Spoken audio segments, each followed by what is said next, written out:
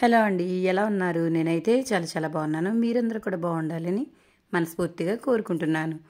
సుగుణ వంటింటికి స్వాగతం. ఈరోజైతే మన వంటింట్లో అద్దిరిపోయే కర్రీ అండి. అదేంటా అనుకుంటున్నారా? ములక్కాయ చిక్కుడుకాయ అండి. మరి ఈ కాంబినేషన్ మీలో ఎంతమందికి ఇష్టమో నాకు కమెంట్ సెక్షన్లో కమెంట్ పెట్టండి. మన ఛానల్ ఫస్ట్ టైం చూస్తున్న వాళ్ళైతే తప్పకుండా సబ్స్క్రైబ్ చేసుకోండి.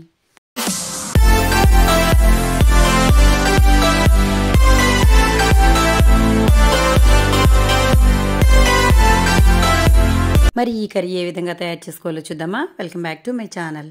ముందుగా నేనైతే ఇక్కడ చిక్కుడుకాయలు అయితే తీసుకున్నాను.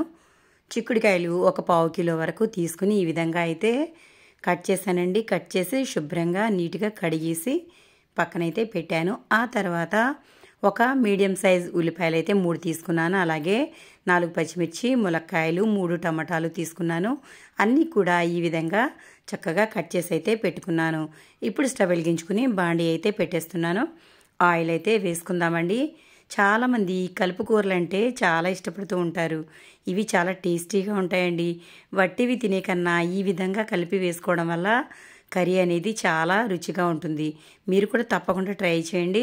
మీకు ఏ విధంగా వచ్చింది అనేది నాకు కమెంట్ సెక్షన్లో కమెంట్ పెట్టండి. మీలో ఎంతమందికి కలుపు కూరలు అంటే ఇష్టమో కూడా నాకు కమెంట్ సెక్షన్లో కమెంట్ పెట్టండి ఫ్రెండ్స్. ఆయిల్ కాగిన తర్వాత ఉల్లిపాయ, పచ్చిమిర్చి అయితే ఇందులో వేసేసాను. ఇవి ఎర్రగా వేగిన తర్వాత ములక్కాయ ముక్కలు అయితే వేసుకోవాలి. మనకి చిక్కుడుకాయలు అనేవి లేతగా ఉన్నాయి కాబట్టి ముందుగా ములక్కాయలు అయితే ఉల్లిపాయల్లో వేసేసుకోవాలి. ఈ ములక్కాయలు మనం ముందుగా వేసుకోవడం వల్ల ఇవి చక్కగా వేగిపోతాయి. ఎక్కువ టైం అనేది పట్టదండి. కాబట్టి ఈ విధంగా అయితే ముందుగా ములక్కాయలు అయితే వేయించుకోవాలి. అవి కాసేపు వేగిన తర్వాత మనం కట్ చేసి పెట్టుకున్న చిక్కుడుకాయలను అయితే ఈ విధంగా వేసుకోవాలి.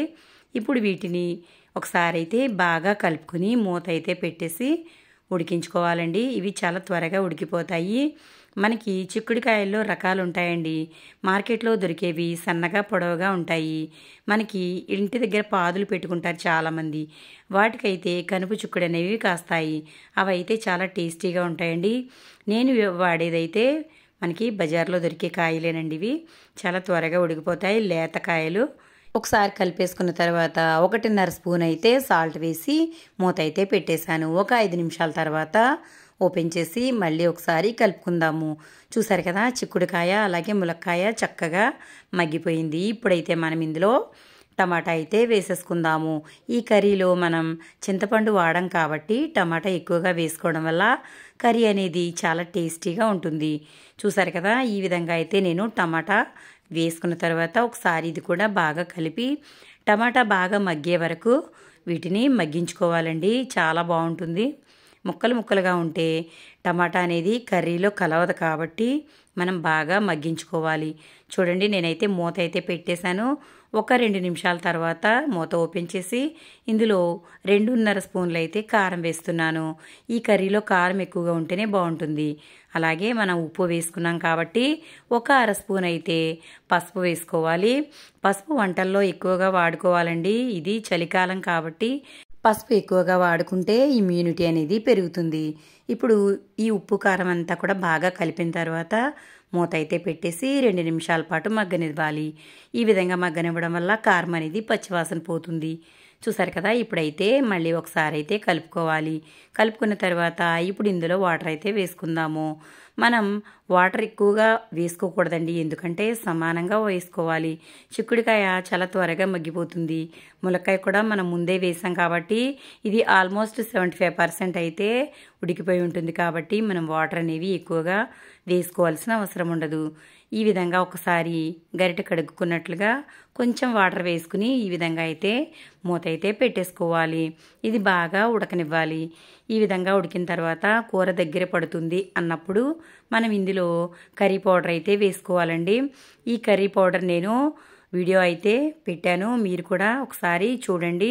ఈ కర్రీ పౌడర్ వేసిన తర్వాత నేను ఇక్కడ కరివేపాకు వేసుకుంటున్నాను. ఈ విధంగా కరివేపాకు వేసుకుంటే కూరల్లో చాలా బాగుంటుందండి. ఆ తర్వాత కొంచెం కొత్తిమీర అయితే వేసాను. ఇందులో కరివేపాకు, కొత్తిమీర వేయడం వల్ల స్మెల్ అనేది చాలా బాగుంటుంది. మనకి స్మెల్ చూసినప్పుడే కర్రీ తినాలని ఎంత ఫీలింగ్ వస్తుందండి. అంత బాగుంటుంది. మీరు కూడా తప్పకుండా ట్రై చేయండి. చూసారు కదా, ఇప్పుడు ఇదంతా వేసుకున్న తర్వాత ఈ విధంగా ఒకసారి బాగా కలిపేసుకుని ఒక 2 నిమిషాల పాటు మగ్గనిచ్చినట్లయితే మనకి కూర అనేది రెడీ అయిపోతుంది.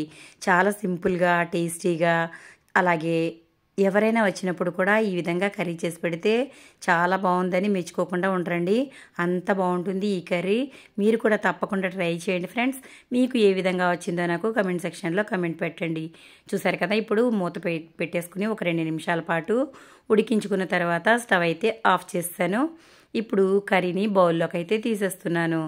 చూడండి కర్రీ ఎంత కలర్ఫుల్గా ఉందో, చాలా టేస్టీగా కూడా ఉంటుందండి. చిక్కుడుకాయ అంటే చాలామంది ఇష్టపడుతూ ఉంటారు.